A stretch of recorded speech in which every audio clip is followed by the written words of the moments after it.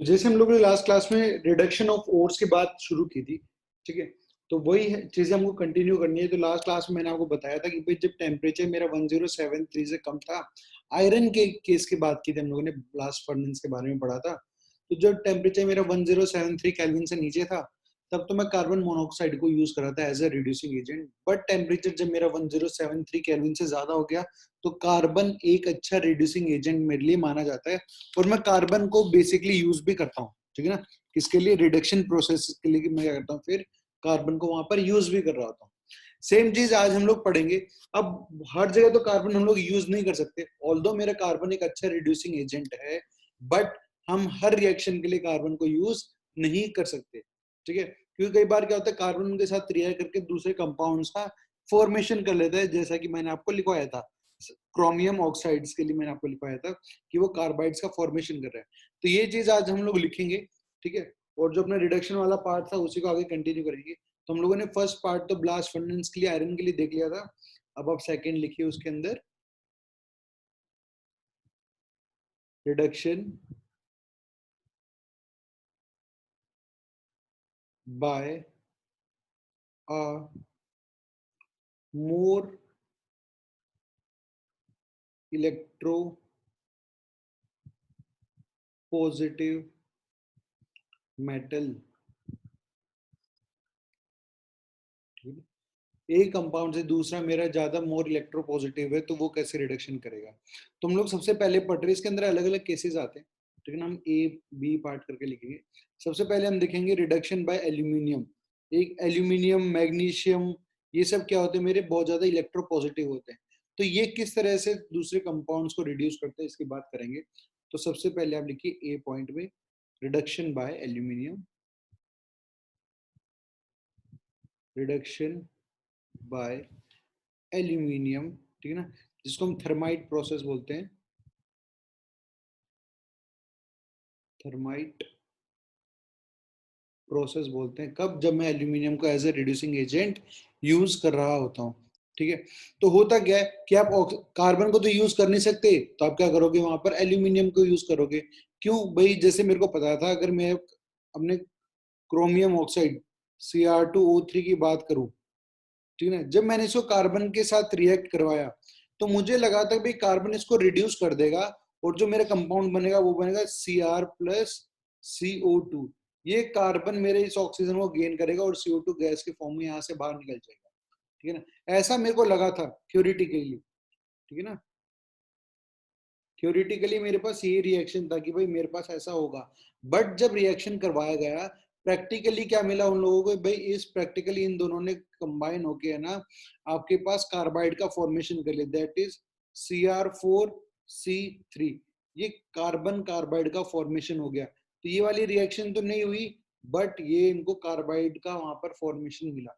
अब यहाँ से आपको कॉपर को या फिर आप कार्बन यहाँ से रिमूव करना चाहते हो, तो ये बहुत मुश्किल हो गया, ठीक है। तो इसलिए हम लोग क्या करते हैं, कार्बन को यूज नहीं करते फॉर द क्रोमियम ऑक्साइड। तो आप लिख सकते हैं यहाँ पे,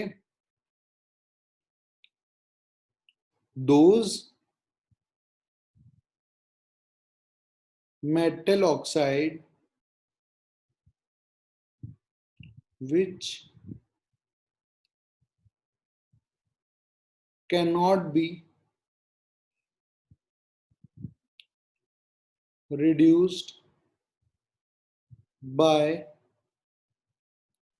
using carbon are reduced by aluminium as reducing agent, ठीक है, एज रिड्यूसिंग एजेंट। तो जो हमने यहाँ पर देखा भाई, कार्बन से तो मेरा क्रोमियम ऑक्साइड जो था वो तो रिड्यूस नहीं हुआ, वहां से तो मुझे क्रोमियम मेरे को यहाँ से ऑब्टेन नहीं हो रहा था, ठीक है ना, क्योंकि मेरे पास एक इसका फॉर्मेशन करता है, क्रोमियम कार्बाइड का फॉर्मेशन करता है। तो इस बात को लिख लीजिए। फिर मैं इसका रिएक्शन आपको एल्यूमिनियम के साथ दिखाऊंगा। जब भी आप रिडक्शन करवा रहे हो एल्यूमिनियम से, उसको हमेशा क्या बोलेंगे, थर्माइट प्रोसेस बोलेंगे। इस बात को भी ध्यान रखना आपको। तो लिखिए, when carbon is used as reducing agent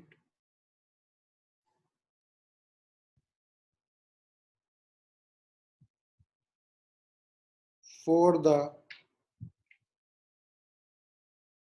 reduction of chromium Cr2O3 oxide.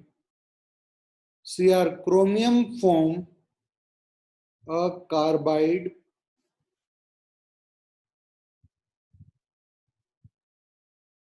with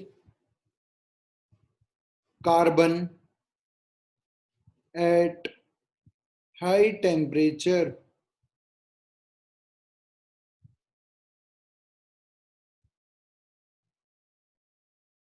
which is Cr4C3। इस कार्बाइड का क्या होता है, फॉर्मेशन हो जाता है हाई टेम्परेचर पे। ठीक है, तो मुझे पता चल गया भाई कार्बन से तो मैं इसका रिडक्शन नहीं कर सकता। तो आपको अगर एग्जाम में आ जाए भाई क्रोमियम ऑक्साइड है और आप इसको किससे रिड्यूस कर पाओगे, क्या आप कार्बन मोनोऑक्साइड से कर पाओगे? नहीं। क्यों भाई, कार्बन मोनोऑक्साइड जो CO है वो तो मेरी टेम्परेचर 1073 केल्विन के नीचे यूज किया जाता है, तो ये टेम्परेचर तो हाई है, तो यहाँ कार्बन भी रिड्यूस नहीं कर पा रहा है, तो मैं किसको यूज करता हूँ, एल्यूमिनियम को यूज करता हूँ। ठीक है, तो अब लिखिए आगे, एल्यूमिनियम के साथ जब मैं कराऊंगा तब रिएक्शन क्या होगा। देखो आपके पास क्रोमियम ऑक्साइड होगा Cr2O3, आप इसका रिएक्शन करवा रहे होंगे किससे, एल्यूमिनियम से। एल्यूमिनियम से रिएक्शन करवाने के बाद क्या होगा, आपके पास एल्यूमिनियम ऑक्साइड जो कि Al2O3 होता है, प्लस आपको मिलेगा क्रोमियम बाहर। अगर बैलेंसिंग की बात करते हैं हम यहाँ 2 लिख सकते हैं ताकि 2 क्रोमियम हो जाएगा, एल्यूमिनियम 2 है तो यहाँ 2 एल्यूमिनियम लिख दिया, ऑक्सीजन मेरी ऑलरेडी बैलेंस्ड है। बट इसके साथ बहुत ज्यादा हीट एनर्जी क्या होती है, रिलीज होती है, क्योंकि ये एक हाईली एक्सोथर्मिक प्रोसेस होता है।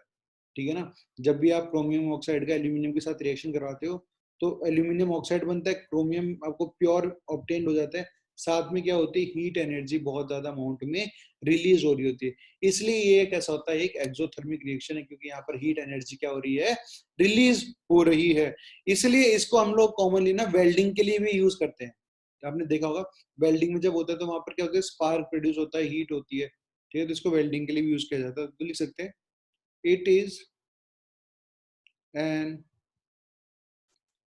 Exothermic reaction, it is an exothermic reaction. ठीक है, ब्रैकेट में लिख लेना आप वेल्डिंग, ताकि आपको याद रहेगा कि ये हम लोग वेल्डिंग के अंदर भी यूज करते हैं। ठीक है, ऐसा नहीं है कि आपके पास सिर्फ ये इसके लिए यूज किया गया, और कंपाउंड्स के लिए भी एल्यूमिनियम यूज किया जाता है। जैसे क्रोमियम तो मैंने एक एग्जांपल आपको दिखा दिया, और एग्जांपल की बात करो तो मैग्नीज की बात भी कर सकते हैं। मैग्नीशियम ऑक्साइड Mn3O4 का जब आप रिएक्शन करवाओगे एल्यूमिनियम के साथ तो उसको रिड्यूस कर देगा, कैसे, by converting into aluminium oxide Al2O3 plus Mn।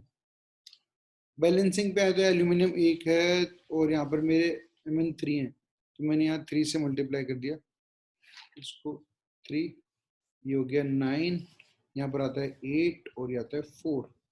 हम देखेंगे यहाँ पर 9 Mn है, 9 Mn है। ठीक है, 12 ऑक्सीजन है, मेरी 12 ऑक्सीजन है, 8 एल्यूमिनियम है, 8 एल्यूमिनियम का फॉर्मेशन हो गया।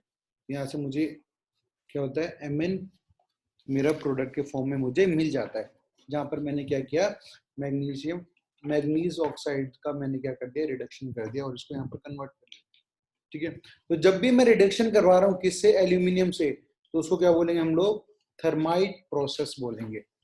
अब मैं दूसरा आपको बताता हूँ, रिडक्शन बाय मैग्नीशियम। ठीक है, सेकंड प्रोसेस जो हम लोग यहाँ पढ़ने वाले हैं वो है रिडक्शन बाय मैग्नीशियम Mg। इसको हम बोलते हैं क्रोल्स प्रोसेस, क्रोल्स प्रोसेस। ठीक है ना, ये मेरे पास क्या होता है, स्पेसिफिक है। स्पेसिफिक मतलब वो इसी के लिए यूज किया जाता है। होता क्या आपके पास, TiCl4 आपके पास प्रेजेंट है और आप इसका रिएक्शन करवाते हो ट्वाइस ऑफ Mg के साथ, और जो मेरे पास टेम्परेचर यहाँ रखा जाता है वो होता है मेरे पास 1000 डिग्री सेल्सियस से 1150 डिग्री सेल्सियस तक, और मुझे यहाँ पर टी मेरा ऑब्टेन हो जाता है +2 mg Cl2 का फॉर्मेशन हो जाता है। ठीक है, तो ये स्पेसिफिक है कि इसी के लिए हम लोग क्या कर रहे हैं, इसको यूज कर रहे हैं, बाकी किसी और के लिए इसको यूज नहीं करते।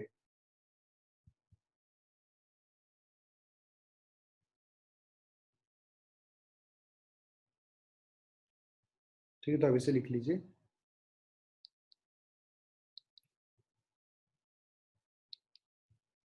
तो अगर आपको बोले भी तो आप बोलते हो भाई क्रॉल्स प्रोसेस जो है मेरे पास टाइटेनियम के एक्सट्रैक्शन के लिए हम लोग क्या करते हैं, यूज करते हैं।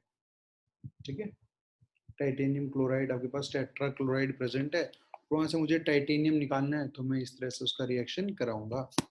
क्रॉल्स प्रोसेस के बाद यहाँ लिख लेना, टाइटेनियम के लिए इसको यूज किया जाता है मैग्नीशियम को, और इस प्रोसेस का नाम होता है क्रॉल्स प्रोसेस। ठीक है, एक तो हम लोगों ने पढ़ लिया भाई रिडक्शन मेरे पास हो रहा था किससे, मोर इलेक्ट्रोपॉजिटिव मेटल्स में, एक तो एल्यूमिनियम मेरे पास आ गया, फिर दूसरा मैंने बी पार्ट में पढ़ा मैग्नीशियम से मैंने करा दिया। थर्ड मेरे पास है सेल्फ रिडक्शन प्रोसेस, खुद ही रिड्यूस होने लग जाते हैं। ठीक है ना, तो अब लिखिए इसके बारे में। थर्ड सी मेरे पास है सेल्फ रिडक्शन प्रोसेस। हम सेल्फ रिडक्शन प्रोसेस की अब बात करेंगे कि सेल्फ रिडक्शन प्रोसेस के अंदर क्या होता है। ये मेरे पास है ना, सेल्फ रिडक्शन प्रोसेस यूज किया जाता है जिनके बहुत लेस इलेक्ट्रोपॉजिटिव एलिमेंट्स है।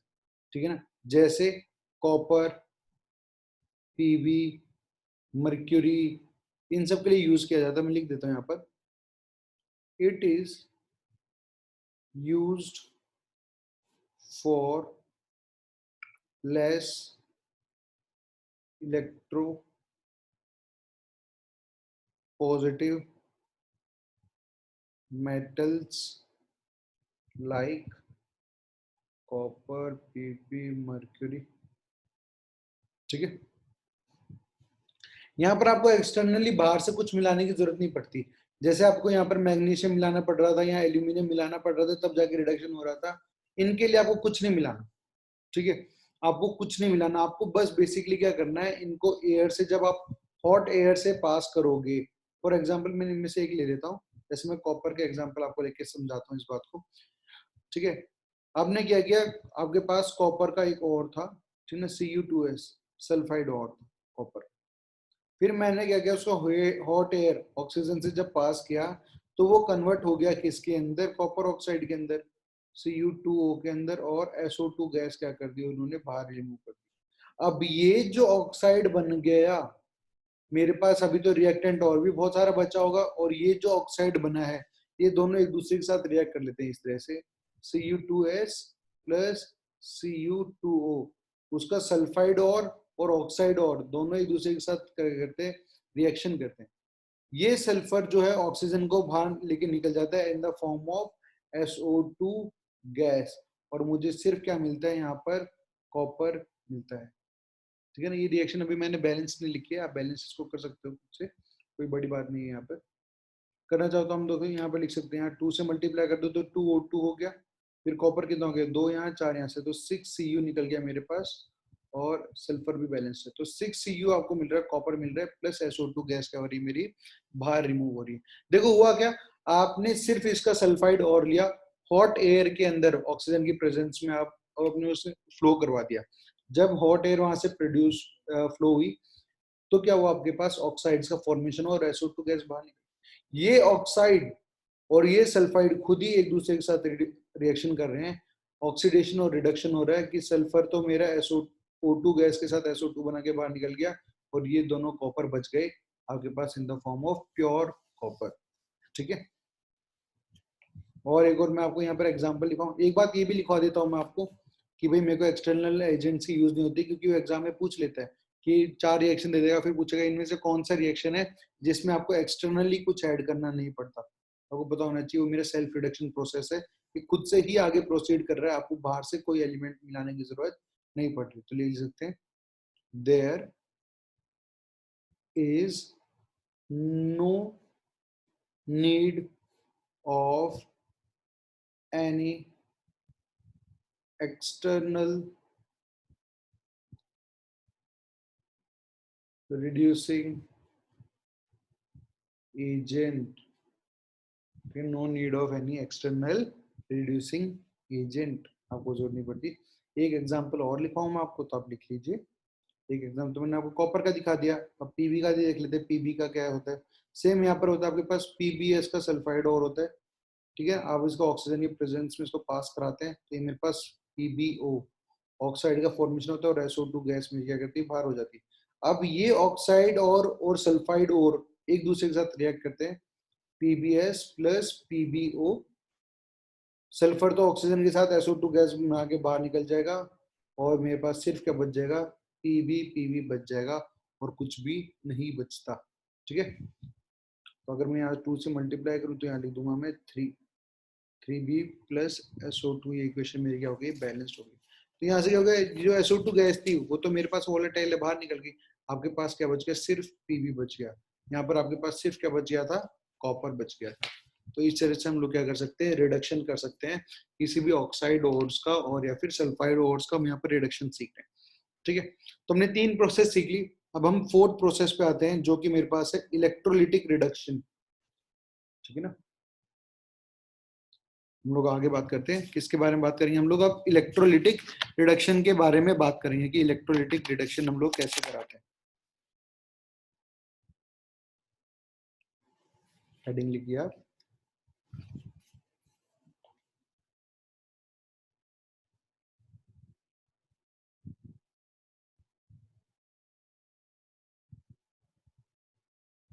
ठीक है, आपको इलेक्ट्रोलिसिस का पता ही है। इलेक्ट्रोलिसिस में क्या कराते हैं, आप क्या करते हो, आपको जिस भी सॉल्यूशन का आपको क्या कराना है, रिडक्शन कराना है, आप उसका मोल्टन स्टेट ले लेते हो, ठीक है ना।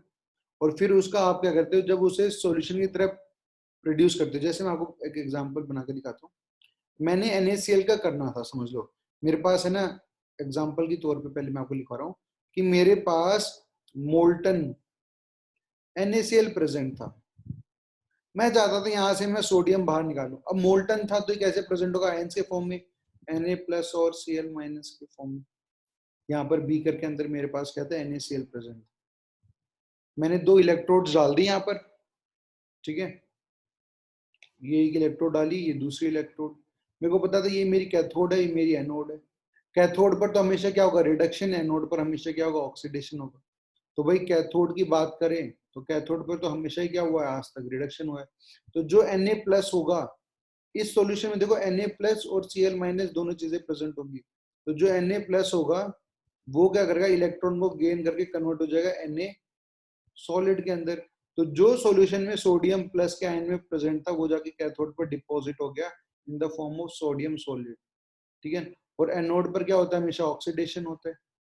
ऑक्सीडेशन में क्या होगा, क्लोरीन माइनस जो सॉल्यूशन में प्रेजेंट है वो कन्वर्ट हो जाएगा हाफ क्लोरीन गैस के अंदर, और इलेक्ट्रॉन को लूज कर देगा, ठीक है। तो जो ये क्लोरीन है वो एनोड पर जाके डिपॉजिट होगी, और ये गैस मेरी एनोड से बाहर आते हुए दिखाई देगी, ठीक है। तो अगर आपको सोडियम ऑब्टेन करना था तो आपने सोडियम का क्या कर दिया, यहाँ पर रिडक्शन करवा दिया, ठीक है। तो आपको जिसका भी रिडक्शन करवाना है आप उसे कैथोड पर रखो, सॉल्यूशन पे रखो, और आपको कैथोड पर वो आपको प्योर मेटल मिल जाएगा। अब लिख सकते हैं यहाँ पे उसके बारे में, लिखिए आप first point, the metal is obtained by reduction through electricity। दूसरी चीज, for all alkali metal generally this method is used, lithium, sodium, potassium, rubidium, cesium। इन सब के लिए क्या करते हैं, जनरली यही एक तरीका यूज किया जाता है इलेक्ट्रोलाइटिक रिडक्शन के लिए। आप उनका मोल्टन स्टेट ले लो, ठीक है, आयंस के अंदर फॉर्म होंगे वो, और फिर उन आयंस के से आप जब उसको इलेक्ट्रोड्स के अंदर डाल के आप उसका इलेक्ट्रोलिसिस कराओगे, तो वो क्या हो जाएगा, आपके पास कैथोड पर आपको आपका मेटल मिल जाएगा प्योर फॉर्म में, और एनोड से क्या होगी, वो गैस बाहर निकल जाएगी। ठीक है, तो आप कैसे करा सकते हो, इलेक्ट्रोलिटिक रिडक्शन से भी ये रिएक्शंस को क्या करा कंप्लीट करा सकते हो।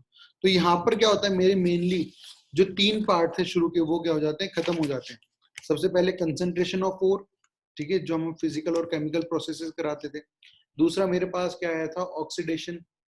तीसरा मेरे पास था रिडक्शन, और अब आपके पास लास्ट और स्टेप बचता है, वो है मेरे पास रिफाइनिंग। कि रिफाइनिंग मैं कैसे कराऊंगा, क्योंकि अब मुझे ये मेटल्स तो मिल गए, ठीक है, यहाँ पर भी मुझे मेटल मिल गया, मुझे यहाँ पर भी पीबी मिल गया, या मुझे यहाँ पर भी कॉपर मिल गया। इनके पास कुछ इम्प्यूरिटीज अभी भी बची हुई हैं, टाइटेनियम मिल गया मुझे, मुझे क्रोमियम मिल गया, बट अभी भी इनके अंदर क्या है, कुछ कुछ इम्प्यूरिटीज प्रेजेंट है।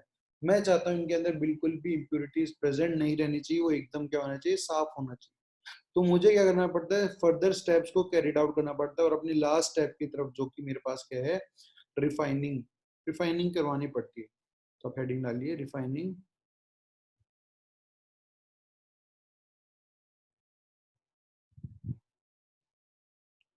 ठीक है, आपको क्या करानी पड़ती है, रिफाइनिंग करानी पड़ती है। ठीक है, रिफाइनिंग के अंदर सबसे पहला जो प्रोसेस है आपके पास, ठीक है ना, बहुत ही आसान है, नाम से पता चल जाती है चीजें यहाँ पर रिफाइनिंग के अंदर। फर्स्ट स्टेप आपके पास लिक्विएशन, LIQUATION, लिक्विएशन। यहाँ पर आपको दिखाई दे रहा है, लिक्विएशन मतलब कुछ चीज लिक्विड के अंदर कन्वर्ट हो रही होगी, ठीक है ना। जो ये प्रोसेस है, मैं किसके लिए यूज करता हूँ, जिनका मेल्टिंग पॉइंट बहुत कम है, जिनका मेल्टिंग पॉइंट बहुत कम होता है, उनके लिए यूज करता हूं मैं, ठीक है ना। और इम्प्यूरिटीज जो होंगी उसकी, उस मेटल के साथ जो इम्प्यूरिटीज प्रेजेंट होंगी, वो कैसी होंगी, मेरी रिफ्रैक्टरी होंगी। रिफ्रैक्टरी मैंने वर्ड पहले भी यूज किया और आपको बताया, रिफ्रैक्टरी मतलब होता है जिनका मेल्टिंग पॉइंट बहुत ज्यादा होता है। तो इम्प्यूरिटीज जो है, उनका मेल्टिंग पॉइंट जो होगा, वो तो बहुत ज्यादा होगा, और जो आपका प्योर मेटल होगा, प्योर ऑयल होगा, उसका मेल्टिंग पॉइंट क्या होना चाहिए, मेरा कम होना चाहिए। अगर ऐसा है, तब तो आप प्रोसेस कौन सा यूज करोगे, लिक्वेशन प्रोसेस का यूज करोगे, ठीक है ना। अगर मैं आपको समझाने जाऊं कि रिएक्शन कैसे होता है, मतलब ये प्रोसेस किस तरह से होता है, तो होता क्या आपके पास, ये देखो, आपके पास इस तरह से एक बेंच सा होता है, बेंच बेंच टाइप, ठीक है, इस प्रकार से। आप क्या करते हो, इस पे लाके अपना ओर रख देते हो। आप समझो आपने क्या किया, ये आपका वो ओर है जो आपने इस पे रखा है, आपने आके एक ओर का ब्लॉक यहाँ रख दिया। अब ये जो आपने यहाँ लाके रखा है, इसके अंदर आपके पास क्या प्रेजेंट है, प्योर मेटल भी प्रेजेंट है, और थोड़ी बहुत इम्प्यूरिटीज भी प्रेजेंट है, ठीक है ना। थोड़ी बहुत क्या प्रेजेंट है मेरे पास, इम्प्यूरिटीज भी प्रेजेंट है, ठीक है। अब आप क्या करोगे, जैसे ही आपको यहाँ रख के इसको हीट करना शुरू करोगे, ठीक है ना, यहाँ पर क्या करोगे, इसको हीट करना शुरू करोगे, तो आपको पता है भाई, मेरे प्योर मेटल के तो मेल्टिंग पॉइंट बहुत कम है, तो वो तो पहले मेल्ट होना स्टार्ट हो जाएगा। और इम्प्यूरिटीज तो रिफ्रैक्टरी है, उनका मेल्टिंग पॉइंट बहुत हाई है, वो तो मेरे क्या होंगे, मेल्ट ही नहीं होंगी। तो क्या होता है, आपके पास जो मेटल आप यहाँ ले रहे हो, इसके अंदर प्रेजेंट है, उसका मेल्टिंग पॉइंट कम है, तो यहाँ से बहना शुरू कर देता है और नीचे की तरफ आने लग जाता है, जैसे जैसे टेम्परेचर क्या करता है, मेरा राइज करता है। इम्प्यूरिटीज फ्लो नहीं करती, क्योंकि वो मेरी मेल्ट नहीं हो रही, वो तो सॉलिड स्टेट में है। और आप यहाँ पर क्या करते हो, अपने बीकर के अंदर इसको पूरे को कलेक्ट कर लेते हो। तो आपको जो यहाँ पर मिलता है, वो एकदम क्या मिलता है, आपको प्योर मेटल मिलता है, प्योर मेटल मिलता है, इम्प्यूरिटीज मेरी यहीं पे रह जाती है, ठीक है ना। तो एकदम प्योर मेटल आपको यहाँ से ऑब्टेन हो जाता है। तो आप अगर इस प्रोसेस के बारे में लिखना है, तो आप लिख सकते हैं, it is used, it is used for metals having low melting point, ठीक है ना। कौन कौन से ऐसे मेटल्स है जिनका कम है, वो है मेरे पास SnPb, ठीक है, टिन है आपके पास, लेड है। इन सबका क्या होता है, मेल्टिंग पॉइंट लो होता है, तो उसके लिए मैं कौन सा प्रोसेस यूज करता हूँ, लिक्वेशन। आपको याद होना चाहिए कि लिक्वेशन से मैं रिफाइनरी किसी कर रहा हूँ, लेड की या टिन की मैं यहाँ से रिफाइनरी कर रहा हूँ, ठीक है ना, by the process of liquation. ठीक है, अब हम बात करते हैं यहाँ पर, तो इनका क्या कम था, मेरे पास लो मेल्टिंग पॉइंट था। अब वो कंपाउंड जिनका लो बॉइलिंग पॉइंट हो तो उससे भी हम लोग रिफाइनरी कर सकते हैं, और उसे हम कहते हैं second process, that is the distillation method. वो मेरे पास क्या है, सेकंड प्रोसेस है, और इसको हम बोलते हैं डिस्टिलेशन मेथड।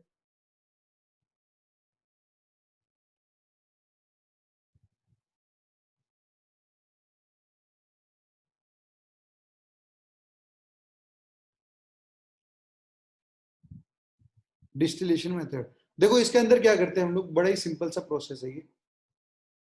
हम लोग यहाँ पर क्या करेंगे, एक बीकर लिया हमने, ठीक है ना, बहुत बड़ा सा बीकर लिया, इसके अंदर मेरे पास जो भी मेटल है विद इम्प्योरिटीज वो प्रेजेंट है, ठीक है ना, यहाँ मेरा मेटल भी प्रेजेंट है और इम्प्योरिटीज भी है, दोनों चीजें हैं,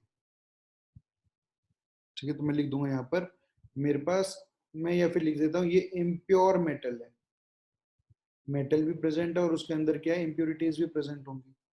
अब मैं इसको क्या करता हूँ, मुझे पता है कि डिस्टिलेशन प्रोसेस से मैं उनको ही रिफाइन करूंगा जिनका बॉइलिंग पॉइंट कैसे कम है, तो मैं इसको क्लोज कर देता हूँ यहाँ से ऐसे,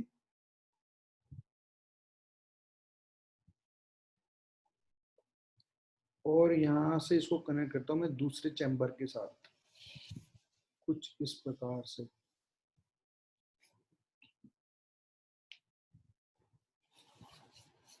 ठीक है। अब देखो, जैसे जैसे मैं, मुझे पता है मैं किसके लिए यूज कर रहा हूँ, लो बॉइलिंग पॉइंट के लिए, तो लिख देता हूं मैं, it is use for the metals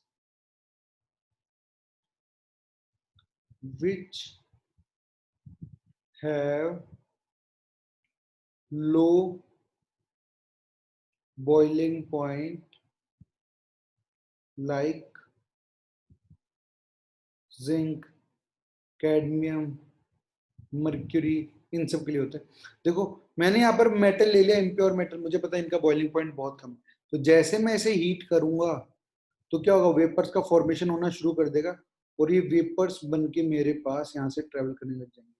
जो इसके अंदर इम्प्यूरिटीज हैं उनका तो बॉइलिंग पॉइंट और मेल्टिंग पॉइंट बहुत ज्यादा है, तो वो तो उन्हीं वेपर फॉर्म में कन्वर्ट होंगी, बट कौन कन्वर्ट होगा मेरे पास, ओनली जो मेरा प्योर है। यहाँ मैं उसको क्या करूंगा, अपना कंडेंस करके उसको ऑब्टेन कर लूंगा, तो मुझे यहाँ क्या मिल रहा है, सिर्फ डिस्टिलेट मिल रहा है। डिस्टिलेट का मतलब क्या है, मुझे सिर्फ क्या मिल रहा है यहाँ से, प्योर मेटल मिलेगा, और जो मेरी इम्प्योरिटीज थी, ठीक है ना, इसके अंदर वो कहाँ होंगी, इसके बेस में ही रह जाएंगी, क्योंकि वो मेरे पास वोलेटाइल नेचर शो नहीं कर रही है, तो इम्प्योरिटीज मेरी नीचे ही रह जाएंगी वहां पर, जैसे मैं इसको हीट करूंगा तो इम्प्योरिटीज अलग होगी, और प्योर मेटल मुझे एकदम कैसा मिल गया, अलग से ऑब्टेन हो गया है, ठीक है। यहाँ से मुझे ये बात समझ में आ गई। तो हम लोगों ने सेकंड मेथड भी पढ़ लिया यहाँ पर, डिस्टिलेशन मेथड।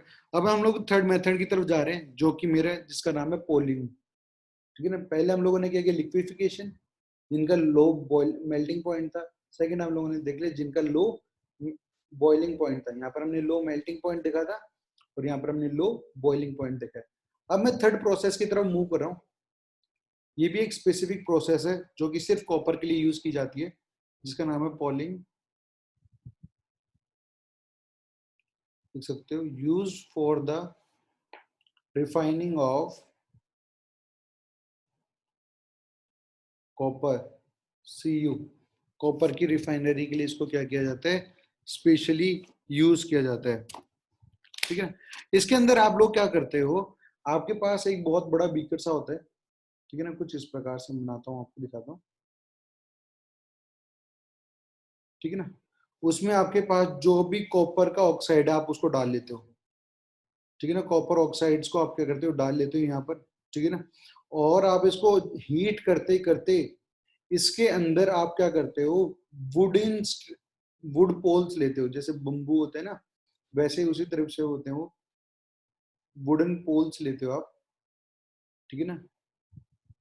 और वो इसके अंदर आप उनको क्या करते हो, स्टिर करते हो, मतलब उसे मिलाते हो इस तरीके से।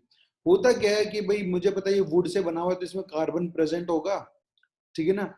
इसके अंदर कोई ना कोई हाइड्रोकार्बन तो प्रेजेंट होगा, और जब आप इसको हीट कर रहे हो तो टेम्परेचर भी क्या होता है, बहुत ज्यादा होता है। उसकी वजह से क्या होता है, हाइड्रोकार्बन जो प्रोड्यूस होते हैं, जो मैंने यहाँ पर ये कॉपर ऑक्साइड लिया है, ठीक है ना, समझ लो आप Cu2O लिया है, तो वो जो हाइड्रोकार्बन प्रेजेंट आपके पास यहाँ से फॉर्म होते हैं, वो इसको क्या कर देते हैं, रिड्यूस कर देते हैं। तो इसका बेसिकली प्रोसेस यही होता है, ठीक है। तो अगर आप लिखना चाहें तो आप लिख सकते हैं, freshly cut green wood poles are poured in a large container containing